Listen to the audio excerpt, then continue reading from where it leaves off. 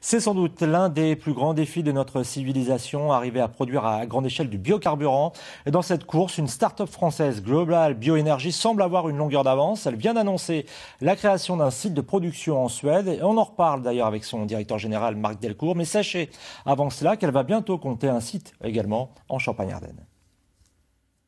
De l'essence renouvelable, en d'autres termes, un biocarburant conçu à base de matière végétale. Les premiers lots ont été officiellement livrés en mai 2015 au constructeur allemand Audi après plusieurs années de recherche. Un procédé que l'on doit à cette petite start-up française, Global Bioenergy, installée à Évry en Île-de-France, l'une des rares sociétés au monde et la seule en Europe à avoir développé ce procédé basé sur la fermentation de bactéries, procédé qui permet d'obtenir un gaz, l'isobutène, un gaz qui peut être converti en carburant, en plastique ou encore en verre organique. Cette machine, c'est un bioréacteur dans lequel Global Bioenergy a placé la bactérie qui avait été génétiquement modifiée. C'est une bactérie qui a la capacité de transformer le carbone d'origine végétale en isobutène. Concrètement, dans cette cuve, on met de l'eau, de l'air, du carbone d'origine végétale et la bactérie. Rien de plus. Et on en sort en majorité de l'isobutène. Jusqu'à présent, l'isobutène était isolé à partir de produits de raffinage du pétrole. Désormais, il peut être obtenu à partir de sucre de betterave, de céréales ou encore de sucre contenu dans les déchets agricoles et forestiers. Testé en laboratoire à petite échelle depuis 2012, la production va désormais passer à une phase de commercialisation plus intensive avec la création en 2019 d'une usine en Champagne-Ardenne.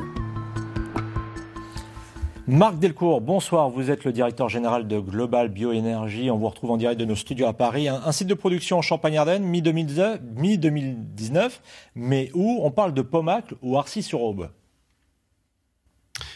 Voilà, donc peut-être quelques points d'historique. En fait, on a noué dès 2011 une relation qui s'est intensifiée progressivement avec Cristal Union.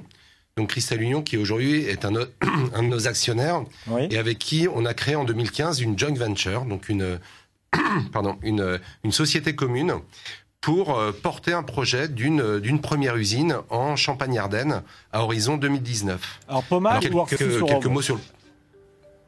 Alors justement, il y a deux sites qui ont été présélectionnés, Pommacle-Bazancourt et Arcis-sur-Aube.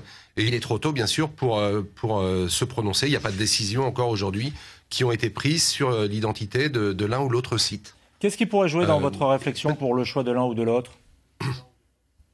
D'abord, la première chose qu'il faut bien noter, c'est que ce projet donc de première usine qui a commencé à prendre forme en 2015, il suit un certain nombre d'étapes. Donc la première étape, ça a été de créer cette joint venture avec Cristal Union, puis de faire un certain nombre d'études techniques, d'études économiques. Et plus récemment, on a annoncé qu'on commençait à faire des études d'ingénierie. Et pour ça, on a confié à Technip, qui est un des grands équipementiers du pétrole, et à IPSB, qui est un équipementier qui est spécialisé dans le sucre et ses dérivés, la mission de commencer à dessiner cette usine de façon plus précise et de façon à pouvoir l'implanter sur le site industriel qui sera retenu. Marc Delcourt, on va y produire du biocarburant. En fait, vous avez annoncé, Marc Delcourt, aujourd'hui la création d'un site de production en Suède. Est-ce que ce site de production en Suède va ressembler à celui qui sera installé mi-2019 en Champagne-Ardenne ? Est-ce qu'on va là aussi y produire de la même façon du biocarburant, même si la ressource n'est pas la même ? Alors voilà, donc c'est une grande différence, c'est que la ressource n'est pas la même. En Suède, c'est une région dans laquelle ils ont beaucoup de bois. Et il y a toute une partie de l'exploitation forestière qui se termine sous forme de déchets, des copeaux de bois, des branches qui sont aujourd'hui mal valorisées, puisqu'on en fait principalement de la chaleur, on les brûle. Et l'idée, c'est de transformer ces ressources qui contiennent en fait beaucoup de sucre, qui sont emprisonnés dans les copeaux et dans les branches. Il y a beaucoup de sucre qui sont emprisonnés dans ces matières, d'extraire ces sucres, puis de les transformer en essence, en kérosène et en matériaux. Donc c'est une usine qui va ressembler d'une certaine façon à cette usine dont on porte le projet pour la Champagne-Ardenne, mais qui va être basée sur des ressources totalement différentes.